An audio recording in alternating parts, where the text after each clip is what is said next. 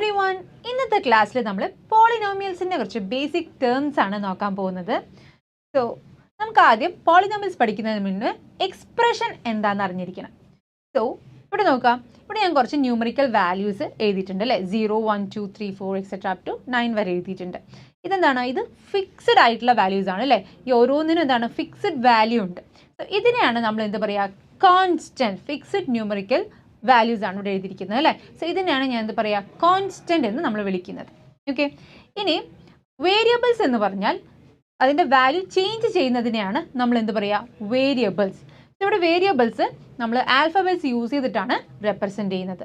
ഇനി ഈ കോൺസ്റ്റൻറ്റിൻ്റെയും ആൽഫബറ്റ്സിൻ്റെയും combinations connected by these operations forms the algebraic expression. അതായത് ഇപ്പം ഞാനിവിടെ 2 എന്നുള്ള ഈ ഒരു കോൺസ്റ്റൻറ്റും അതുപോലെ എക്സും ഞാൻ വേരിയബിൾ ആയിട്ട് എക്സ് ആണ് എടുക്കുന്നത്. അപ്പോൾ 2x എന്ന് എനിക്ക് ഫോം ചെയ്യും അല്ലേ. 2 multiplied by X.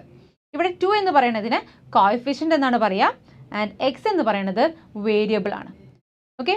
So 2 is the coefficient, x is the variable. ഇനി ഞാൻ വേറെ ഒരു ഫിക്സഡ് വാല്യൂ എടുക്കണം. അതായത് വേറെ ഒരു കോൺസ്റ്റന്റ് എടുക്കണം. 5. ഓക്കെ.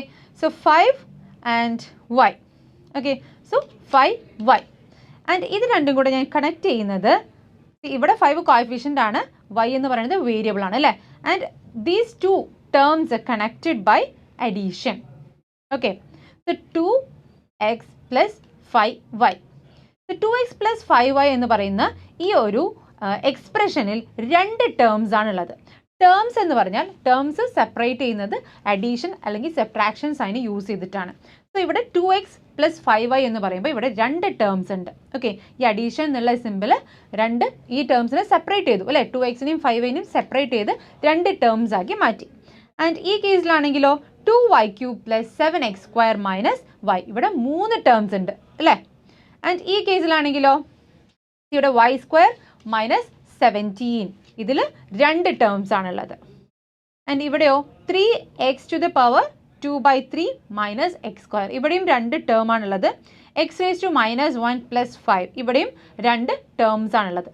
ഇനി നമുക്ക് ഇപ്പോൾ എക്സ്പ്രഷൻ എന്താണെന്ന് നിങ്ങൾക്ക് മനസ്സിലായി അല്ലേ. ഇനി നമുക്ക് പോളിനോമിയൽസ് എന്താണെന്ന് നോക്കാം. സി ഇവിടെ 2x പ്ലസ് 5y എന്ന് പറയുമ്പോൾ എക്സിൻ്റെ എക്സ്പോണൻറ്റും വൈൻ്റെ എക്സ്പോണൻറ്റും എന്താണെന്ന് നോക്കാം. എന്താണ് ഇവിടെ? എക്സിൻ്റെ എക്സ്പോണൻറ്റ് 1 ആണ്, വൈൻ്റെ എക്സ്പോണൻറ്റും 1 ആണ്. ഇനി രണ്ടാമത്തെ കേസിലോ y³ അതായത് വൈൻ്റെ പവർ 3 ആണ്, എക്സിൻ്റെ പവർ 2 ആണ്, ആൻഡ് മൈനസ് വൈൻ്റെ പവർ 1 ആണ്. ആൻഡ് തേർഡ് കേസിലാണെങ്കിലോ y² മൈനസ് 17 ആണ് അല്ലേ. സോ വൈൻ്റെ പവർ 2 ആണ്.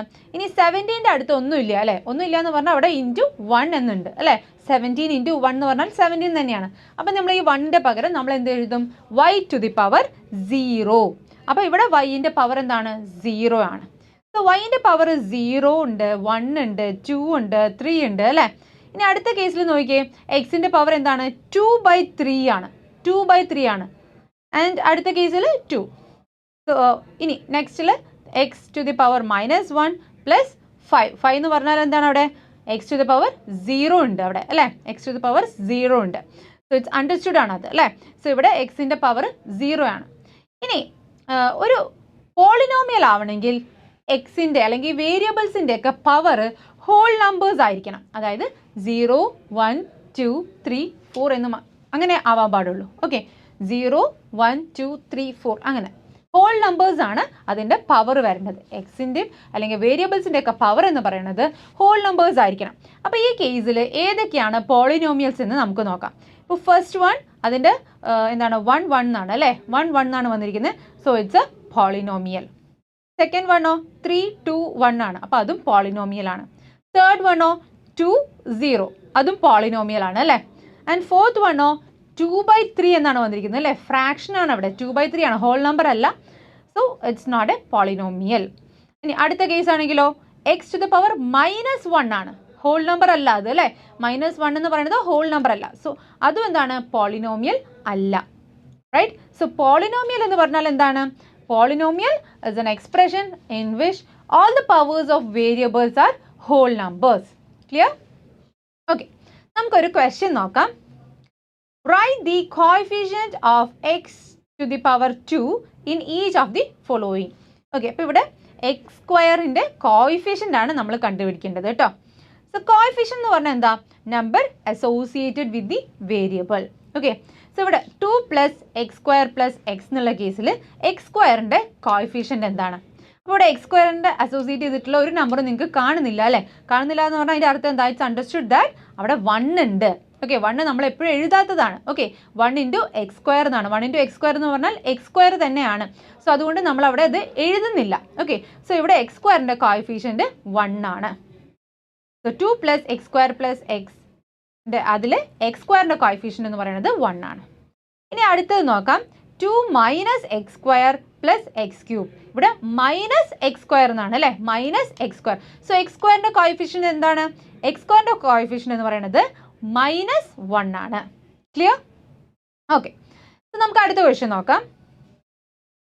π/2 x² + x. ഇവിടെ x²ൻ്റെ കോയിഫിഷ്യൻ്റ് എന്താണ്? x²ൻ്റെ കോയിഫിഷ്യൻ്റ് π/2 ആണ് അല്ലേ? So coefficient of x² in π/2 x² + x is π/2. Okay, next question. √2x - 1. ഇവിടെ x²ൻ്റെ കോയിഫിഷ്യൻ്റ് എന്താണ്? ഇവിടെ x² എന്നുള്ള ഒരു ടേമേ ഇല്ല അല്ലേ? സോ അതിൻ്റെ അർത്ഥം x²ൻ്റെ കോയിഫിഷ്യൻ്റ് 0 ആണ്. So coefficient of x² in √2x - 1 is 0. Clear? So ഈ ഒരു കാര്യം, അതായത് നമ്മൾ ടേംസ് എന്താണെന്ന് പഠിച്ചു. ഈ ഒരു വീഡിയോയിൽ നമ്മൾ ടേംസ് എന്താണെന്ന് പഠിച്ചു. അതുപോലെ തന്നെ പോളിനോമിയൽസ് ആവാനുള്ള കണ്ടീഷൻ എന്താണെന്ന് നമ്മൾ പഠിച്ചു അല്ലേ?